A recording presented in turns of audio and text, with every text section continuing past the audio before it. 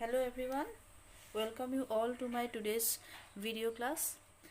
আমি আজি যেটো ভিডিও ক্লাস এটোত আমি চাবলৈ গৈ আছো আন দুটা chemical reactions shown by haloalkanes. Already we have learned about the first chemical reaction shown by haloalkane, that was substitution nucleophilic reaction, where আমি SN1 আৰু SN2 mechanism দেখিবলৈ পাইছিলো.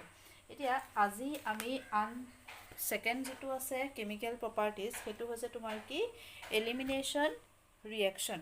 আমি আজি এলিমিনেশন ৰিঅ্যাকশনৰ বিষয়ে পঢ়িবলৈ যাম. এতিয়া এলিমিনেশন ৰিঅ্যাকশন পঢ়াৰ আগতে মই এটা কথা কৈ দিওঁ. ইয়াত যেটো আমি পাও হেলোএলকেন, সেই হেলোএলকেনত কি হয়, কাৰ্বন যেটো কাৰ্বনৰ লগত হেলোজেন লাগি থাকে, সেই কাৰ্বনটোক আমি কি বুলি কওঁ, আলফা কাৰ্বন বুলি কওঁ, আৰু তাৰ কাষৰ যেটো কাৰ্বন হেতুক আমি কওঁ বিটা কাৰ্বন. এতিয়া আলফা কাৰ্বনত হেলোজেন লাগি আছে আৰু বিটা কাৰ্বনত হাইড্ৰোজেন, তো এই হাইড্ৰোজেনটোক আমি বিটা হাইড্ৰোজেন বুলিও ক'ব পাৰো. এতিয়া আজি আমি চাবলৈ গৈছো হেলোএলকেনছৰ সেকেন্ড যেটো কেমিক্যাল প্ৰপাৰ্টিজ বা কেমিক্যাল ৰিঅ্যাকশন হেতু হৈছে এলিমিনেশন ৰিঅ্যাকশন. এলিমিনেশন মানে হৈছে তোমাৰ কি ৰিমুভেল অফ মলিকুলছ. এতিয়া ইয়াত কি হয়, এলিমিনেশন ৰিঅ্যাকশনত এই হেলোএলকেনটোৰ লগত মই যদি পটাছিয়াম হাইড্ৰক্সাইড এলকহলিক দিও, okay, when a haloalkane is treated with alcoholic potassium hydroxide, elimination occurs. ইয়াত কি হৈছে, হেলোএলকেনটোৰ লগত মই যদি এলকহলিক KOH দিওঁ, ইয়াত কি হয় বুলি কৈছে, এলিমিনেশন হয় বুলি কৈছে.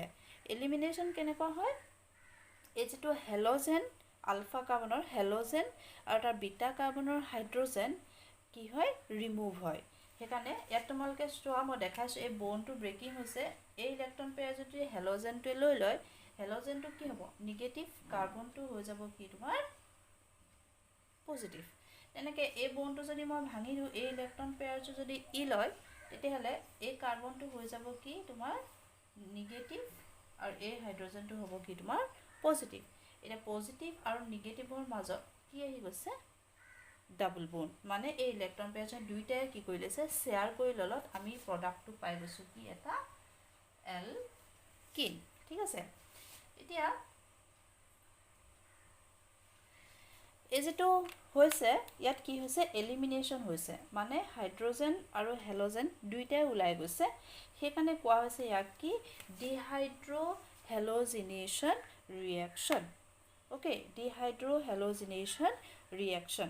ইয়াত বিটা কাৰ্বনটোৰ পৰা হাইড্ৰোজেন আৰু আলফা কাৰ্বনৰ হেলোজেন ওলাই গৈছে, আৰু ডিহাইড্ৰো হেলোজিনেশন বুলিও কোৱা হয়. লগতে এই ৰিঅ্যাকশনটোক বিটা এলিমিনেশন বুলিও কোৱা হয়, কাৰণ কি বিটা কাৰ্বনৰ পৰা হাইড্ৰোজেনৰ ৰিমুভেল হৈছে. সো এতিয়া আমি কি বুজি পালো, যে হেলোএলকেনছৰ লগত যদি মই এলকহলিক KOH দিওঁ, তেতিয়াহলে ই কি দিয়ে, এলকিনছ দিয়ে, আৰু কেনেকৈ দিয়ে এলকিনছ, ইয়াৰ কি হয়, ডিহাইড্ৰো হেলোজিনেশন হয়, মানে ইয়াৰ পৰা এটা মলিকুলৰ এলিমিনেশন হৈছে হাইড্ৰোজেন হেলাইডৰ, আলফা কাৰ্বনৰ হেলোজেন আৰু বিটা কাৰ্বনৰ হাইড্ৰোজেন, বিটা হাইড্ৰোজেন. গতিকে ডিহাইড্ৰো হেলোজিনেশন হৈছে, গতিকে ই দুটা বন্ড ভাগি গলত এটা নতুন বন্ড কাৰ্বন দুটাৰ মাজত বনি গৈছে, গতিকে ই কি দিছে, এটা এলকিন. গতিকে এটো হৈছে তোমাৰ কি এলিমিনেশন ৰিঅ্যাকশন, আৰু আমি ক'ব পাৰো ডিহাইড্ৰো হেলোজিনেশন ৰিঅ্যাকশন. এতিয়া আমি বেলেগ এটা এক্সাম্পল লৈ যাওঁ. ধৰি লোৱা ইয়াতে মই তোমাক দিছিলো ক্লোৰো ইথেন, ইয়াৰ লগত মই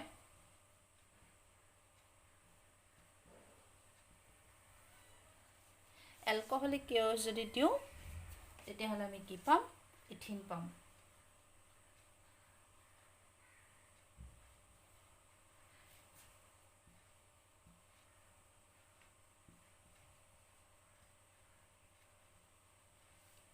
মই যদি ক্লোৰো প্ৰপেন লওঁ, তেতিয়াহলে মই কি পাম, প্ৰপিন পাম. আলটিমেটলি আমি কি পাইছো, এলকিন পাইছো. ক্লোৰো ইথেন তো ইথিন, ক্লোৰো প্ৰপেন তো propene. These are some examples of dehydrohalogenation reactions or elimination reactions shown by haloalkanes. alkanes. Now we are going to see the next example. আমি next example to চাইছো এটো হৈছে 2-chloro-butane. 2-chloro-butane. এতিয়া 2-chloro-butane এটো হৈছে alpha carbon, এটো হৈছে beta, এটো হৈছে beta.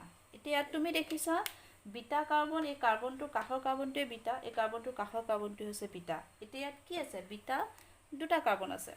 এতিয়া beta কার্বনত থকা যেটো হাইড্রোজেন, সেই হাইড্রোজেনটোক মই ক'ব পাৰো কি beta হাইড্রোজেন. ঠিক আছে, যেটো হাইড্রোজেন লাগি আছে হেকিটাক মই কি বুলি কম beta হাইড্রোজেন. সিমিলারলি এই কাৰ্বনটোৰ লগতো যেটো হাইড্ৰোজেন লাগি আছে হেতু হৈছে তোমাৰ কি beta হাইড্রোজেন. এতিয়া ইয়াত আমি পাইছিলো এটা beta elimination reaction. গতিকে তুমি এতিয়া KOH alcoholic দিলত ইয়াত আমি দুটা প্ৰডাক্ট এক্সপেক্ট কৰিব পাৰো যিহেতু this compound have to beta hydrogen, beta carbons. তো এই beta হাইড্রোজেনটো যদি ওলাই যায়, ঠিক আছে, মই যদি কওঁ এই beta হাইড্রোজেনটো ওলাই গৈছে ইয়াৰ পৰা, তেতিয়া হলে মই ডাবল বন্ডটো এই দুটা কাৰ্বনৰ মাজত পাম. ঠিক আছে, যদি তুমি ভাবা বোলে নহয় মই এই হাইড্রোজেনটোকে ৰিমুভ কৰো, তেতিয়া হলে মই ডাবল বন্ড এই দুটা কাৰ্বনৰ মাজত পাম. ঠিক আছে, এটা পসিবিলিটি দুটা আছে কি যে যেহেতু বিটা কার্বন দুটা আছে, বিটা হাইড্রোজেনও এটা আছে, দুফালে দুটা কাৰ্বনৰ লগতে বিটা হাইড্ৰোজেন লাগি আছে. তো এই ফৰ বিটা হাইড্ৰোজেন যদি ৰিমুভ কৰা তেতিয়া হলে তুমি বিউট 1 পাবা, আৰু যদি এইটো সাইডৰ বিটা হাইড্ৰোজেনটো ৰিলিজ কৰা তেতিয়া হলে তুমি পাবা বিউট 2 এতিয়া এই দুটা প্ৰডাক্টে পাইছো, কিন্তু আমি দুইটাৰ ক্ষেত্ৰত কি কৰিম এতিয়া আমি যিকোনো এটাকে আমি মেজৰ প্ৰডাক্ট হিচাপে কনসিডাৰ কৰিব পাৰো. এনেকুৱা ক্ষেত্ৰত কি হয় এটা ৰুল ফলো হয় যেটোক আমি কি বুলি কওঁ Saint-Jeff's rule. Saint-Jeffe কৈছিলে যদিহে এনেকুৱা ক্ষেত্ৰত যত আমাৰ কি হয় দুটা more than one product তুমি পোৱাৰ পসিবিলিটি থাকে, তেতিয়া সেই দুইটাৰ ভিতৰত আমি এটাকে মেজৰ প্ৰডাক্ট বুলি লওঁ. ঠিক আছে, তেতিয়া Saint-Jeffe কি কৈছিলে দুইটাৰ ভিতৰত আমি কোনটো মেজৰ প্ৰডাক্ট হিচাপে লম যিটো প্ৰডাক্টত কি হয় ম্যাক্সিমাম এলকিলেটেড, যিটো কম্পাউন্ড ম্যাক্সিমাম এলকিলেটেড হৈ থাকে সেইটোৱে হ'ব তোমাৰ major product. According to Saint-Jeffe, in dehydrohallucination reactions, the preferred product is that alkene which has the greater number of alkyl groups. এতিয়া ইয়াত চোৱা এই ডাবল বন্ডে যেটো কাৰ্বন ইয়াৰ এটো সিমেট্ৰিক্যাল, তুমি যদি চোৱা এটো কি হৈছে সিমেট্ৰিক্যাল, ইয়াৰ এটো সাইডেও alkyl গ্ৰুপ আছে, ইয়াৰ এটো সাইডেও alkyl গ্ৰুপ আছে.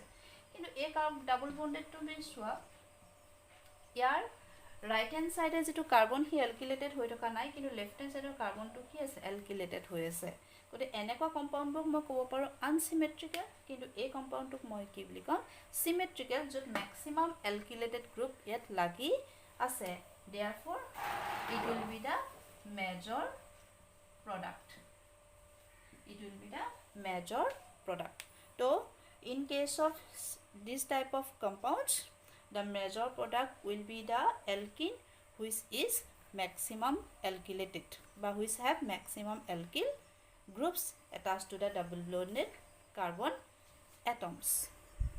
Now let's move towards the next chemical reaction of haloalkanes. Second reaction যেটো আমি পাইছিলো হেতু হৈছে এটো সেকেন্ড নহয় এটো থার্ড হ'ব. হেতু হৈছে কি reaction with metals.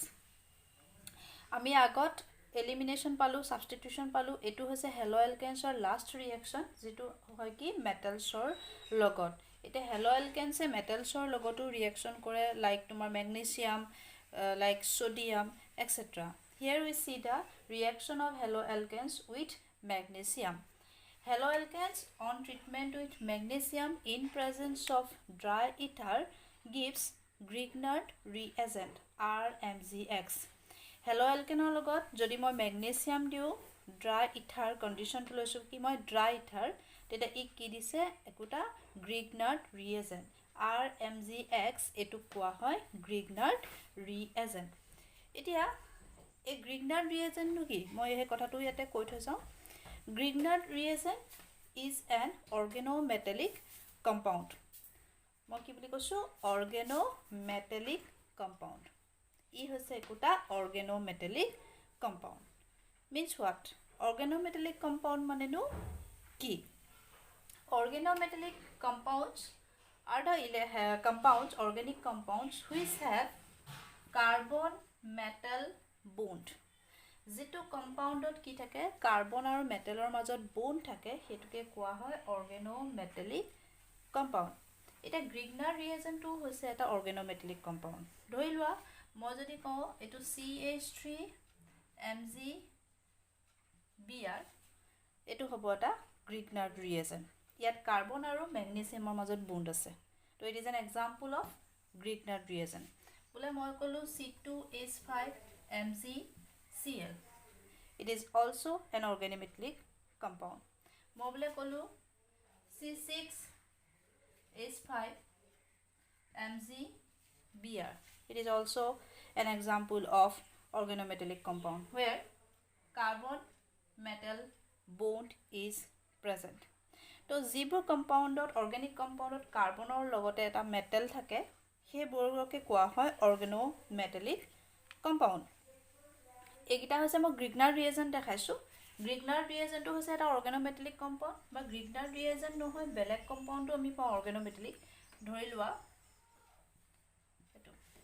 এটো হৈছে কি অৰ্গেনোলিথিয়াম এতিয়া মিথাইলৰ লগত লিথিয়াম লাগি আছে বা তোমাৰ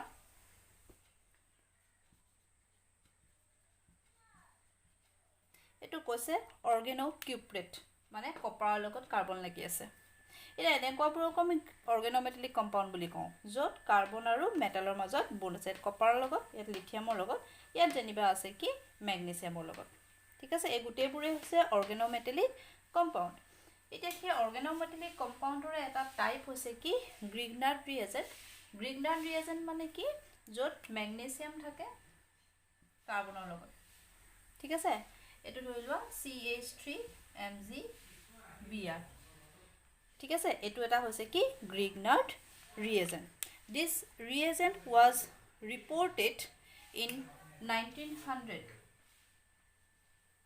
by a chemist Victor Grignard তে এটো উলিয়াইছিলে কাৰণে এক নামটো গ্ৰিগনাৰ দিয়া হৈছে গ্ৰিগনাৰ ৰিএজেন্ট আৰু 1912 চনত তেখেতক নোবেল প্ৰাইজেৰে সন্মানিত কৰা হৈছিলে এতিয়া হেলো এলকেনছৰ এটো একদম ইম্পৰ্টেন্ট এটো মানে তাৰ প্ৰপাৰ্টি যে আমি ইয়া গ্ৰিগনাৰ ৰিএজেন্ট প্ৰিপেয়াৰ কৰিবলৈ ব্যৱহাৰ কৰো আৰু সেই গ্ৰিগনাৰ ৰিএজেন্টটো হৈছে কি এটা important organic compound from which we can synthesize different types of another organic compounds আমি বিভিন্ন ধৰণৰ অৰ্গেনিক কম্পাউণ্ড এই গ্ৰিগনাৰ ৰিএজেন্টৰ পৰা প্ৰিপেয়াৰ কৰিব পাৰো ধৰিলো এসিড প্ৰিপেয়াৰ কৰিব পাৰো আমি এলডিহাইড প্ৰিপেয়াৰ কৰিব পাৰো আমি কিটোন প্ৰিপেয়াৰ কৰিব পাৰো এটসেট্ৰা গতিকে এটো এটা ইম্পৰ্টেন্ট ৰিএজেন্ট যেটো পিছত আমি দেখিবলৈ পাম ইয়াৰ এপ্লিকেশন বহুতখিনি আছে আৰু সেই স্পেশাল টাইপ অফ যেটো কম্পাউণ্ড হেতু প্ৰিপেয়াৰ কোনে কৰি দিছে আমাক হেলো এলকেনছে হেতু আমাক কোনে দিব হেলো এলকেনছে গটিকে গ্ৰিগনাৰ ৰিএজেন্ট এটা ইম্পৰ্টেন্ট কম্পাউণ্ড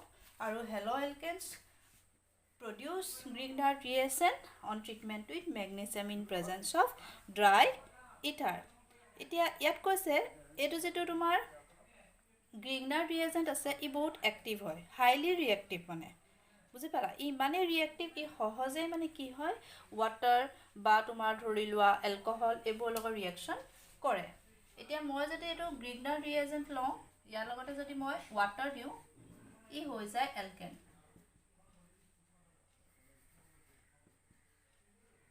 এটো বাই প্ৰডাক্ট ওলাব ই কি দিব এলকেন বা এটো যদি মই গ্ৰিগনাৰ ৰিএজেন্ট লৈছো তাৰ লগতে মই বলে এটা এলকহল লৈছো ঠিক আছে তেতিয়াও ইয়াৰে R2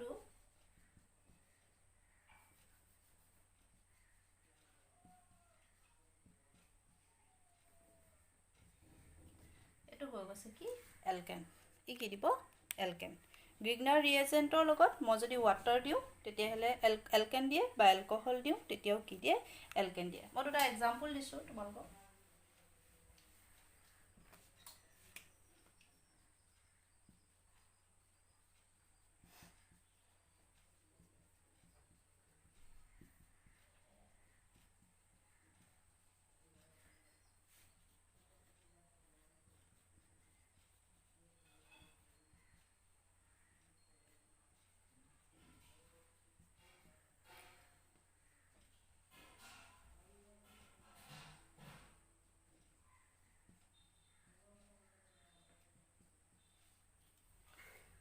মন কৰিবা যদি তুমি এলকহল লৈছা আৰু গ্ৰিগনাৰ ৰিয়েজেণ্ট লৈছা এই যেটো গ্ৰিগনাৰ ৰিয়েজেণ্টৰ যেটো R তাৰ হিহে কলৈ গৈছে এলকেন হৈছে এলকহলৰ যেটো এলকিল গ্ৰুপ হেতু কিন্তু এলকেন হৈ না যায় মনত ৰাখিবা বহুত এটো কনফিউজ কৰে এটুকে এলকেন কৰি দিয়ে একাৰণে মই দুটা বেলেগ বেলেগ দি দেখাইছো এই যেটো এলকহলৰ এলকিল গ্ৰুপ হি কিন্তু তোমাৰ ম্যাগনেসিয়ামৰ লগত লাগিব বা ম্যাগনেসিয়াম ক্লোৰিনৰ লগত কিন্তু যেটো এলকিল গ্ৰুপ গ্ৰিগনাৰ ৰিয়েজেণ্টৰ A2 হে কি হৈ যায় এলকেন হৈ যায় হেতুকে কৈছে যে গ্ৰিগনাৰ ৰিয়েজেণ্টটো ইমানে ৰিয়েক্টিভ ই ওয়াটাৰ বা এলকহলৰ লগত ৰিয়েকচন কৰি বা এমাইনছৰ লগতো ই ৰিয়েকচন কৰে কৰি পিনি সহজে কলৈ কনভাৰ্ট হৈ যায় হাইড্ৰোকাৰ্বন চলে হেকাৰণে গ্ৰিগনাৰ ৰিয়েজেণ্টটো মানে কি হয় ড্ৰাই কন্ডিশনতে প্ৰিপেয়াৰ কৰা হয় একুৱাছ মিডিয়ামত লোৱা না যায় যদি তুমি একুৱাছ মিডিয়ামত লোৱা ই লগে লগে ওয়াটাৰ লগত ৰিয়েকচন কৰি নিজকে কলৈ কনভাৰ্ট কৰি দিয়ে এলকেনলৈ কনভাৰ্ট কৰি দিয়ে that is why গ্ৰিগনেট reagent is prepared in dry condition এটো আহি থকা কোৱেশ্চন ওকে এতিয়া আমি লাষ্ট ৰিয়েকচনটোলৈ আগবাঢ়ো যেটো হৈছে তোমাৰ reaction of haloalkanes with another metals that is sodium last আমি ম্যাগনেসিয়ামৰ লগত চালো এতিয়া আমি পাম কি সোডিয়ামৰ লগত তাৰ ৰিয়েকচন এই ৰিয়েকচনটো তোমালকে সকলোৱে 11 ক্লাস 11 ত পাই আহিছিলা যেটো আমি কও উডছ ৰিয়েকচন এই ৰিয়েকচনটো উডছে দিছিলে কাৰণে এটো আমি কি বুলি কও Woods reaction in this reaction alkyl halide react with sodium in dry ether to give hydrocarbons containing double the number of carbon atoms present in the halide halide to jiman carbon thake yar kiman hoy jay double hoy jay eto মই এটা example দিছো এটো এনেকেও মই ভাঙি দেখাইছো এটো তোমাৰ হেলো এলকেন আর एक्चुअली দুটা মলিকুল লগ লাগে এটো সোডিয়াম হ্যালাইড হৈ যায় তো আর গিটা তোমাৰ মই লগ লগাই দিছো এটো হৈ গৈছে এলকেন এটো যদি মই মিথাইল ব্ৰোমাইড লও কি ওলাই যায় ইথেন কাৰ্বনৰ সংখ্যা ইয়াত কি হৈ যায় দুগুণ হৈ যায় মই কেটামান एग्जांपल দি দিছো ইয়াতে তোমালোকৰ এটো মই 2 আয়োডো প্ৰপেন লৈছো 2 আয়োডো প্ৰপেন লৈছো তেতিয়া হলে এটো তোমাৰ CH3 CH3 CH3 CH3 এটো তোমাৰ ওলাই যায় ঠিক আছে এটো কোৱা হয় কি তোমাৰ উডছ ৰিয়েকচন যদি তোমাৰ তিনটা কাৰ্বন আছিল এত হৈ গৈছে কি ছটা কাৰ্বন খালি মনত ৰাখিবা এটোতে আয়োডিনটো 2 নম্বৰ কাৰ্বনত আছে তো এটো মলিকুলৰ 2 নম্বৰ কাৰ্বন হিটু মলিকুলৰ 2 নম্বৰ কাৰ্বনকে মই জয়েন কৰিছো কিন্তু যদি বুলে এটো তোমাৰ 1 নম্বৰ কাৰ্বনত আছে তেতিয়া হলে তো 1 নম্বৰ কাৰ্বনৰ লগতহে জয়েন হ'ব ইয়াৰ 1 নম্বৰ কাৰ্বনৰ লগতহে এটো জয়েন হ'ব ঠিক আছে এটো হৈছে কি উডছ ৰিয়েকচন এখিনিতে আমাৰ ৰিয়েকশনস বা chemical properties of halo alkanes খিনি আমাৰ কমপ্লিট হৈছে যত আমি নিউক্লিওফিলিক সাবস্টিটিউশন ৰিয়েকশন যেটো আছিল তোমাৰ SN ৰিয়েকশন তাৰ পিছতে এলিমিনেশন ৰিয়েকশন আৰু তাৰ পিছতে ৰিয়েকশন উইথ মেটালস আমি এই তিনটা টাইপৰ ৰিয়েকশনসে পালো আৰু এখিনিতে তোমালোকৰ কেমিক্যাল প্ৰপাৰ্টিজ অফ হেলো এলকেনছ শেষ হৈছে আমি নেক্সট ভিডিঅলৈ যদি যাম তেতিয়া আমি কেমিক্যাল প্ৰপাৰ্টিজ অফ হেলো এৰিনছ খিনি আমি চাম যত হেলো এৰিনে বিভিন্ন ধৰণৰ ৰিয়েকশন কেনেকুৱা দেখুৱায় তেহেতৰ কেনেকুৱা হয় নিউক্লিওফিলিক সাবস্টিটিউশন হয় নে ইলেক্ট্ৰোফিলিক সাবস্টিটিউশন ৰিয়েকশন হয় কি হয় আমি এই গুটেখিনি কথা ইয়াৰ নেক্সট ভিডিঅটোত পাম আশা কৰো সকলোৱে বুজি পাইছা যদি ভাল লাগিছে ভিডিঅটো লাইক শেয়াৰ আৰু সাবস্ক্ৰাইব কৰিবা থ্যাংক ইউ